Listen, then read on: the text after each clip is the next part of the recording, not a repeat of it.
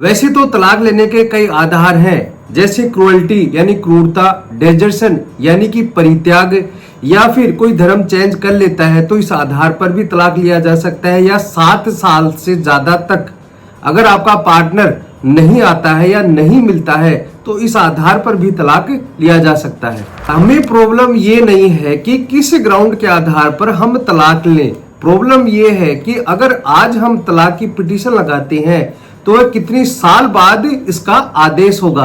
कहने का मतलब है कि जब तलाक की याचिका लगाई जाती है तो कई साल लग जाते हैं आदेश होने में। जैसे अगर कोई लोअर कोर्ट में आदेश होता है यानी फैमिली कोर्ट में कोई आदेश होता है तो हाई कोर्ट में जाकर इसकी अपील कर दी जाती है, और हाई कोर्ट में कोई आदेश होता है तो सुप्रीम कोर्ट में जाकर इसकी अपील कर दी जाती है। तो प्रॉब्लम ये है कि इसका फाइनल आदेश कब होता है। तो आज हमारा सवाल ये रहेगा कि हम फास्ट रूप से किस प्रकार से तलाक ले सकते हैं और वह तरीका क्या है। साथ ही साथ हम बात करेंगे कि सुप्रीम कोर्ट ने अभी 8 जुलाई 2024 को इसी से संबंधित क्या जजमेंट दिया है।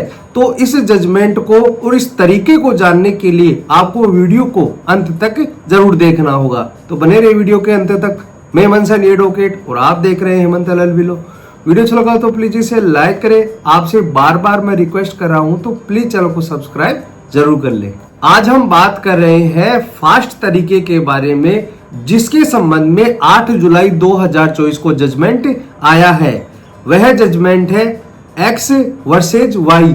नाम आपको मैं नहीं बताऊंगा, इसका लिंक डिस्क्रिप्शन बॉक्स में मैं डाल देता हूं, आप जाकर देख सकते हैं। मैं आपको बता दूं कि एक्स वर्सेज वाई में मामला क्या था। 1999 में पति पत्नी की शादी होती है।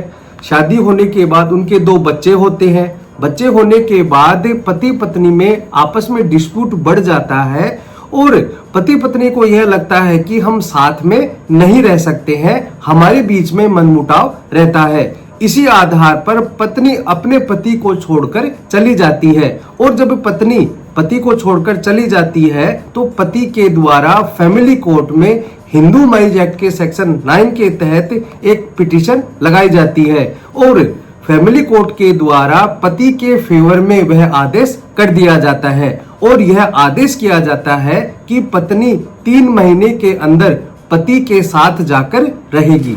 पत्नी वापस नहीं आती है और उस आदेश का कोई भी सेंस नहीं रह जाता है। इस आधार पर पति के द्वारा फैमिली कोर्ट में डिवोर्स की याचिका लगा दी जाती है 2 ग्राउंड्स के आधार पर। पहला है क्रूअल्टी यानी क्रूरता, दूसरा है डेजर्शन यानी परित्याग। पति के द्वारा यह कहा जाता है कि पत्नी मेरे साथ नहीं रहना चाहती है, मेरे साथ मानसिक क्रूरता करती है, बिना किसी कारण के मेरा परित्याग किए हुए है, इस आधार पर मुझे तलाक चाहिए। फैमिली कोर्ट के द्वारा दोनों पक्षों को सुनकर व समझकर पति के पक्ष में वह आदेश कर दिया जाता है। मतलब कि पति ने जो तलाक की याचिका लगाई थी उसे फैमिली कोर्ट के द्वारा स्वीकार कर लिया जाता है। इस आदेश से एग्रीव्ड होकर यानी परेशान होकर पत्नी जाती है हाई कोर्ट के पास, और हाई कोर्ट में जाकर अपील की जाती है। अपील करने के बाद हाई कोर्ट के द्वारा पत्नी की याचिका को स्वीकार कर लिया जाता है, और यह कहा जाता है कि फैमिली कोर्ट ने जो आदेश किया है वह गलत है। हाई कोर्ट के आदेश से एग्रीव्ड होकर सुप्रीम कोर्ट में पति के द्वारा हाई कोर्ट के आदेश को चैलेंज किया गया, और वहां पर जाकर यह कहा जाता है कि जब मैंने हिंदू मैरिज एक्ट के सेक्शन 9 के तहत फैमिली कोर्ट में यह याचिका लगाई थी तो फैमिली कोर्ट ने मेरे फेवर में आदेश किया था, उसके बावजूद भी पत्नी मेरे पास नहीं आई। तो इसका मतलब ये हुआ कि पत्नी मेरे साथ नहीं रहना चाहती, इसलिए मैंने सेक्शन 13 के तहत तलाक की याचिका लगाई थी, और फैमिली कोर्ट ने भी मेरे फेवर में ही आदेश कर दिया है। लेकिन पत्नी के द्वारा हाई कोर्ट में से चैलेंज किया जाता है, और वह यह कह रही है कि डिवोर्स को ग्रांट नहीं करना चाहिए। तो यह कैसा लॉजिक हुआ। एक तरफ तो वाइफ बोल रही है कि मैं पति के साथ नहीं रहूंगी, और दूसरी बात यह बोल रही है कि मैं तलाक नहीं लूंगी। अब फाइनली सुप्रीम कोर्ट के द्वारा दोनों पक्षों को सुना गया, और यह आदेश किया गया कि जब पति के द्वारा फैमिली कोर्ट में सेक्शन 9 की एप्लीकेशन लगाई गई और फैमिली कोर्ट के द्वारा पति के फेवर में आदेश कर दिया जाता है, उसके बाद भी पत्नी पति के पास नहीं जाती है, तो इसका मतलब ये हुआ कि पत्नी पति के साथ रहना ही नहीं चाहती है। अब वह अपने हस्बैंड को परेशान करने के लिए इस डिवोर्स पिटीशन को चैलेंज कर रही है, क्योंकि पत्नी के मन में अगर 1% भी यह होता कि मुझे पति के साथ रहना है, तो वह फैमिली कोर्ट के आदेश को फॉलो करती। सुप्रीम कोर्ट के द्वारा एक बात और कही जाती है कि पत्नी ने डिवोर्स की पिटीशन को चैलेंज किया है, तो इसका मतलब ये है कि पत्नी अपने पति को तलाक नहीं देना चाहती। सुप्रीम कोर्ट के द्वारा यह कहा गया कि अगर हम मान भी लें कि वाइफ तलाक नहीं देना चाहती, लेकिन इतने सालों के बाद भी पत्नी ने ऐसा कोई भी प्रयास नहीं किया जिससे यह साबित हो सके कि पत्नी अपने पति के साथ रहना चाहती है।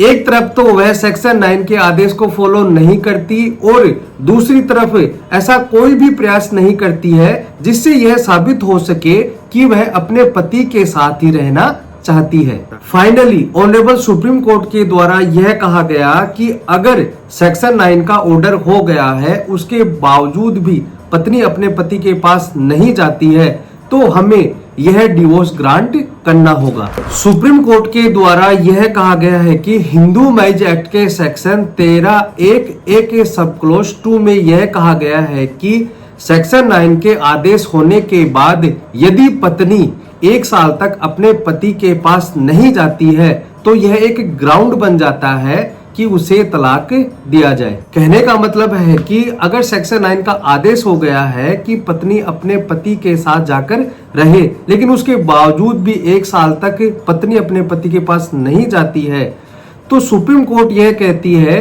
कि उसे तलाक मिल जाएगा। सुप्रीम कोर्ट ने भी यही कहा है कि सेक्शन 9 का आदेश हो चुका है, 1 साल हो चुका है, उसके बाद भी पत्नी नहीं आई है, इसलिए हम डिवोर्स ग्रांट कर रहे हैं। इस प्रकार आज आपने यह जाना कि अगर सेक्शन 9 का आदेश होने के बाद हस्बैंड या वाइफ नहीं आते हैं, तो आप उस आदेश के 1 साल बाद हिंदू मैरिज एक्ट के सेक्शन 13(1)(a) के सब क्लोज 2 के तहत यह एप्लीकेशन लगा सकते हैं और आपको डिवोर्स ग्रांट कर दिया जाएगा। दोस्तों आज के लिए इतना ही। वीडियो अच्छा लगा हो तो प्लीज इसे लाइक करें। आपसे मैं बार बार रिक्वेस्ट कर रहा हूं, तो प्लीज चैनल को सब्सक्राइब जरूर कर दें, ताकि ऐसे मोटिवेशन वीडियो मैं आपके लिए लाता रहूं। धन्यवाद।